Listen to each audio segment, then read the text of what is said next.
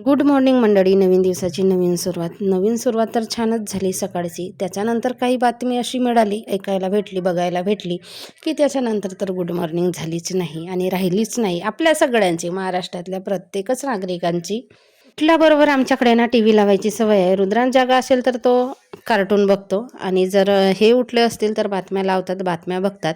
तशीच काहीची सवय आज कामात आली. सुरुवातीला तर असं बघितलं मी टी व्हीवर की गंभीररित्या जखमी झालेले आहेत प्लेन क्रॅशमध्ये. मग रुद्रांशला मी सोडायला गेली शाळेमध्ये, तिकडून आली आणि बातमी बघते तर मग अशी बातमी म्हणजे बघितली मी. आणि खरंच आजचा दिवस म्हणजे चांगला नाही, कारण अजित पवार म्हणजे आपल्या राज्याचे लाडके नेते आहेत, घराघरात मनामनात बसलेले नेते आहेत. चला असो, त्यांना भावपूर्ण श्रद्धांजली. आणि मग आमच्या दिवसाची सुरुवात अशी काहीशी होती. आणि संध्याकाळी थोडंसं गेलो आम्ही बाहेर फिरायला, थोडंसं फ्रेश, म्हणजे दिवसभर त्याच बातम्या, मोबाईल पण उघडलं की तेच सगळं काही तेच, कारण ते नेतेच तसे होते त्याच्यामुळे. मग ह्याच्यातून म्हटलं थोडंसं बाहेर निघूया.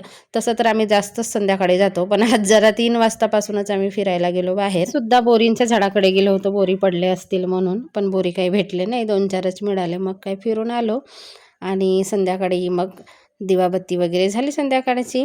आणि हे गेले जेवायला. मग मी सकाळचं होतं जेवण तेच मी खाल्लं. रात्रीचे भांडे रात्रीच घासून घेतले आणि रुद्रांशला पण जायला मिळतं त्यांच्यासोबत. रुद्रांश पण गेला जेवायला.